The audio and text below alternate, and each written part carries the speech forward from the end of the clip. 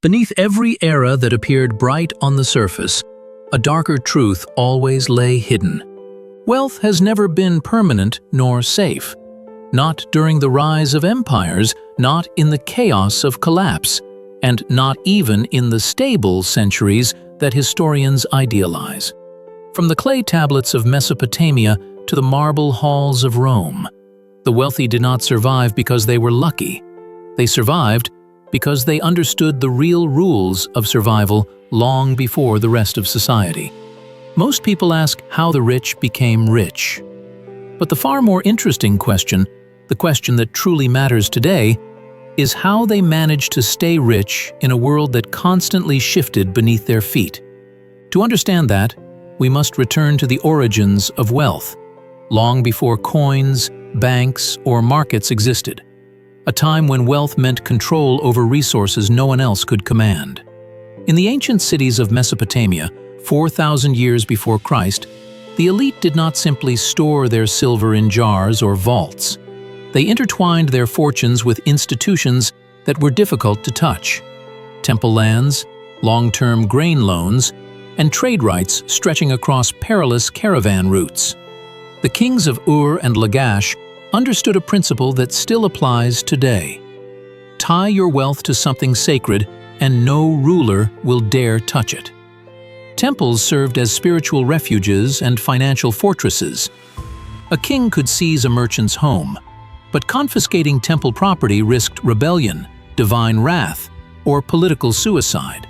Thus, the elite wrapped their wealth in religion, making it effectively untouchable. They didn't just store their resources, they sanctified them, placing them far beyond the reach of mortal power. Further west, along the fertile banks of the Nile, the Egyptian ruling class perfected its own protection model.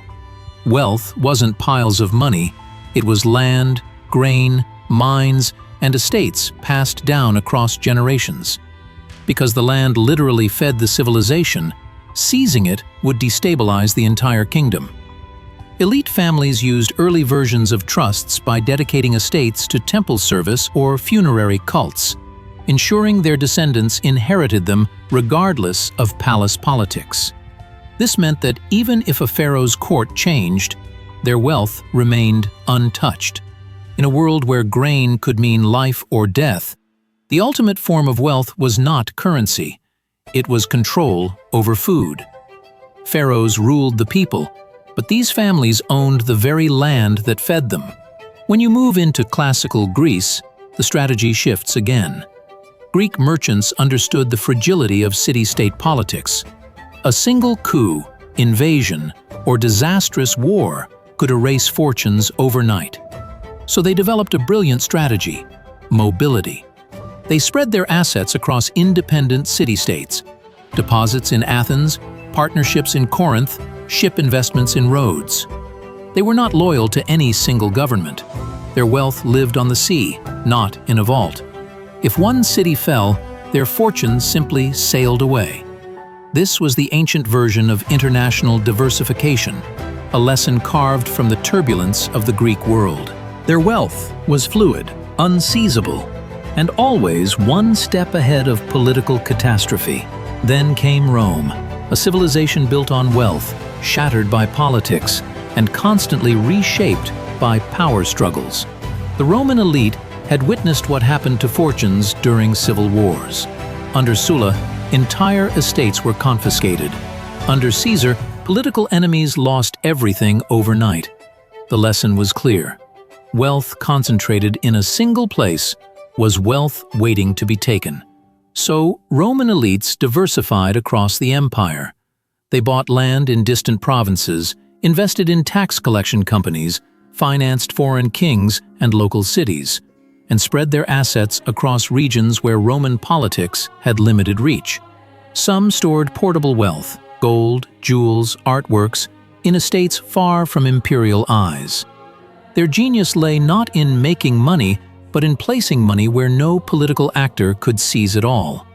When the Western Roman Empire collapsed in the 5th century, the imperial treasury was already empty.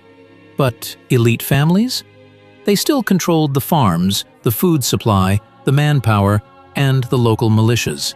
The government fell, their wealth endured, forming the foundation of the feudal world that followed.